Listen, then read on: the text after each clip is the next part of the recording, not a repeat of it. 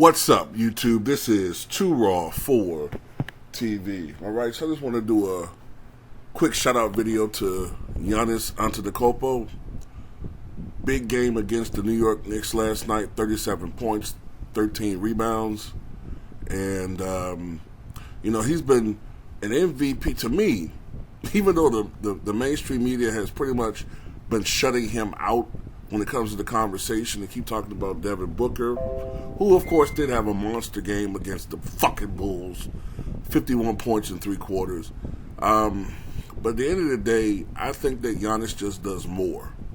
I mean, Giannis matches or exceeds most players offensively, but then you look at what he does on the defensive end, and you look at the responsibility that he has for his team. Look, Chris Middleton, I think, is supposed to come back tomorrow, if I'm not mistaken. And, a lot of guys have been out, a lot of key guys have been out, and Giannis has been taking up the slack. And despite the fact that all these guys have been missing, either for the entirety of the season or for big chunks of the season, Giannis has them with one of the best records in the NBA.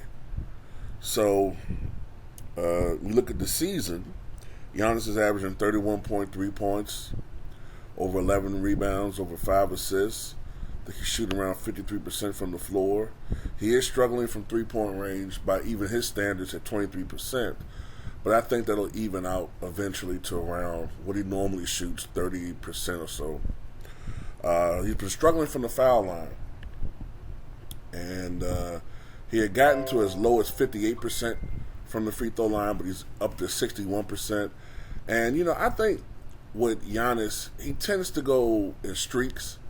He's streaky at the free throw line, so some nights he looks like Shaq, and then there's some nights where he looks like Rick Smith shooting free throws.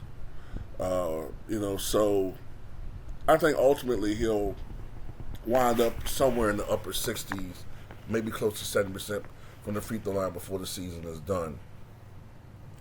When you look at Giannis's numbers from the time that he's become an all-star, it's fucking remarkable, man. I mean, when you look at his career numbers, it's 22.1 points, 9.4 rebounds, 4.6 assists.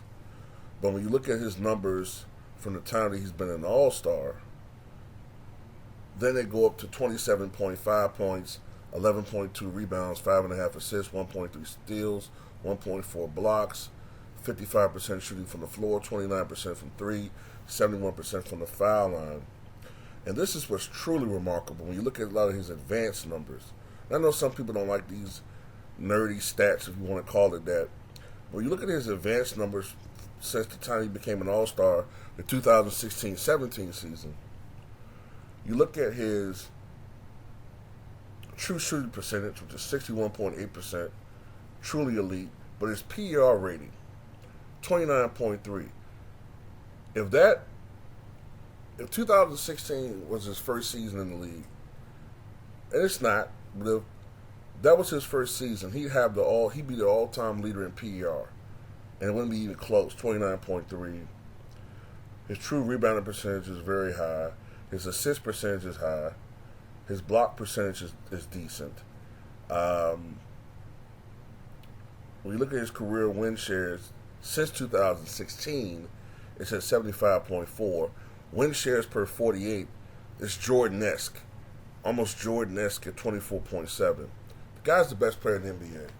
But, despite the fact that he's a two-time league MVP, despite the fact he has a Defensive Player of the Year award, despite the fact that he's an NBA champion, despite the fact that he has an NBA Finals MVP, people tend to look at Luka.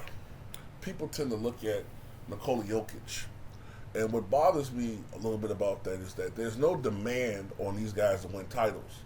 There was a demand for Giannis to win a championship, really starting around 2018.